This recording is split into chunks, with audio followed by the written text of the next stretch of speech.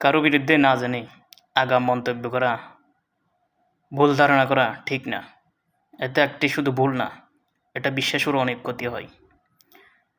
যেমন কয়দিন ধরে ডাক্তার শফিকুর রহমানের আইডি হ্যাক হওয়া নিয়ে অনেকে ওনাকে বলতেছে উনি নাটক করতেছে, এই করতেছে, সে করতেছে, ওনাকে গালাগালি পর্যন্ত দিয়ে ফেলছে।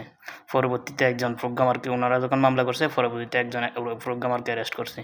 তার মানে কিছুটা সত্য, মানে হ্যাক হয়েছে এটা সত্য। তাহলে আপনার কথাটা মিথ্যা হয়ে গেল না? এর দ্বারা পরবর্তীতে কী হয় জানেন?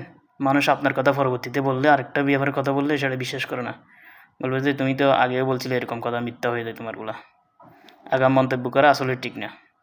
আপনি মন্তব্য করার সময় বলতে পারেন হয়তো বা আল্লাহ যদি চাই, মনে হয়, আমার ধারণা, বর্তমান তথ্য অনুযায়ী, এভাবে বলতে পারেন।